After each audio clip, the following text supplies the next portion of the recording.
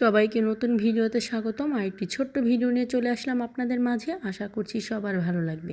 আসসালামু আলাইকুম। আশা করছি যে যেখানে আছেন সবাই অনেক ভালো আছেন। আল্লাহর রহমতে আমরা অনেক ভালো আছি। আজকে রাতের বেলা একটা পিঠা বানাবো, সেজন্য সব কিছু রেডি করছি। আজকে তৈরি করব ডিম দিয়ে ঝাল তেলের পিঠা। সবাই কিন্তু মিষ্টি তেলের পিঠা বানায়, ঝাল পিঠা অনেকে বানায়, কিন্তু আমার কাছে ঝাল পিঠাটাই বেশি ভালো লাগে। আর আমার বড় ছেলেটাও এই ঝাল পিঠাটা খেতে অনেক বেশি পছন্দ।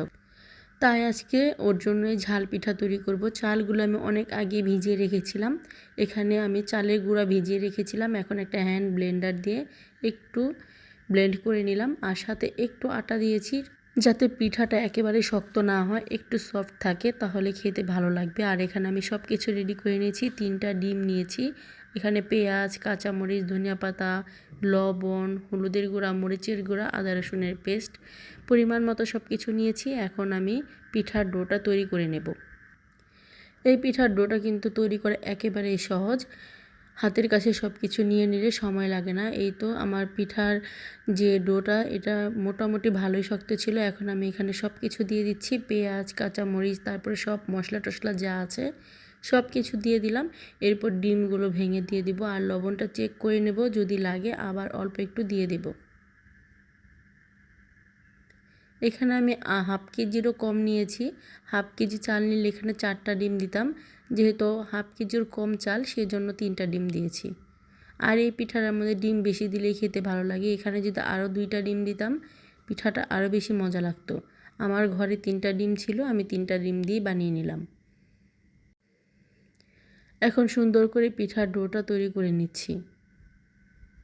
এটা আপনারা হাতের সাহায্যে করতে পারেন, আবার চামিচের সাহায্যে করতে পারেন। আমার হাত দিয়ে করতে ভালো লাগে, সেজন্য আমার হাত দিয়ে পিঠার ডোটা তৈরি করে নিচ্ছি। আর এই পিঠার মধ্যে কিন্তু পানি দিতে যাবেন না। ডিম দিয়ে ডোটা তৈরি করলে যতটুকু পাতলা হবে সেই পাতলার মধ্যেই যদি বানান, তাহলে পিঠাগুলো সুন্দরভাবে ফুলে উঠবে।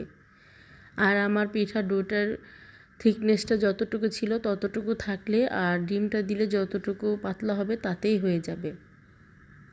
এই তো পিঠার ডোটা একেবারে রেডি। এখানে আমি 1 ফোঁটাও পানি দিইনি। এখন শুধু ডিম দিয়ে সুন্দর করে গুলে নিলাম, আর এরপরে কিন্তু পিঠাগুলো ভাজতে চলে এসেছি। পিঠাগুলো কিন্তু আমার অনেক সুন্দর করে ফুলে ফুলে উঠেছিল, দেখলেই আপনারা বুঝতে পারবেন। আর তেলের পিঠা এইভাবে ফুলে উঠলে কিন্তু এই পিঠাটা দেখতেও ভালো লাগে, আবার খেতেও ভালো লাগে। পুরাই কিন্তু লুচির মতো ফুলে উঠেছিল পিঠাগুলো। পিঠাগুলো কিন্তু খুব সুন্দর করে ফুলে উঠেছে। এখন আমি উল্টিয়ে পাল্টে সুন্দর করে ভেজে নেব। আর এই পিঠাটা একটু সময় নিয়ে ভাজতে হয়। তেলের পিঠাটা অনেক তাড়াতাড়ি হয়ে যায়, কিন্তু ঝাল তেলের পিঠাটা একটু সময় নিয়ে মোচমোচে করে ভাজতে হয়। এই তো পিঠাটা লাল লাল করে ভেজে নিয়েছি, এখন তুলে নেব। এইভাবে আমি সবগুলো পিঠা বানাবো, আর একসাথে কিন্তু আপনারা অনেকগুলো পিঠা বানাতে পারেন। আমি 3টা করে পিঠা বানিয়েছি। প্রথম কয়েকটা পিঠা আমি একটা একটা করে বানিয়ে নিয়েছি, এরপর আমি একসাথে 3টা করে পিঠা তৈরি করেছি। এতে আমার পিঠাগুলো অনেক তাড়াতাড়ি রেডি হয়ে গিয়েছে।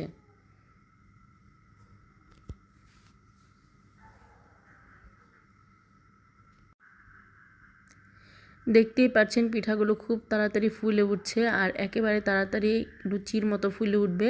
আর উল্টিয়ে পাল্টে সুন্দর করে ভেজে নিতে হবে।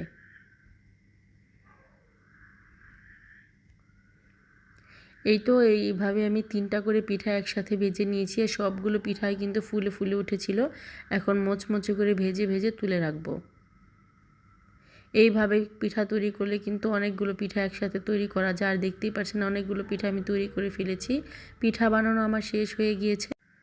বেশ অনেকগুলো পিঠাই হয়েছে। হাফ কেজিরও কম চাল ছিল, প্রায় 1 বাটি পিঠা হয়ে গিয়েছে। বেশ অনেকগুলো পিঠা, আমি গুনিনি, কিন্তু পিঠাগুলো বেশ অনেকগুলোই ছিল।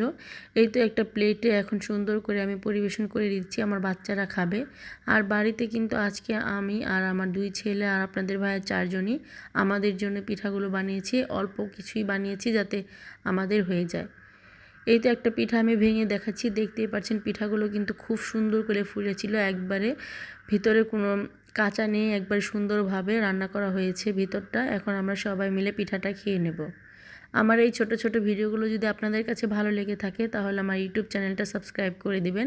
আর সাবস্ক্রাইব করা হলে পাশে থাকা ছোট্ট বেল আইকনটি প্রেস করে দিবেন।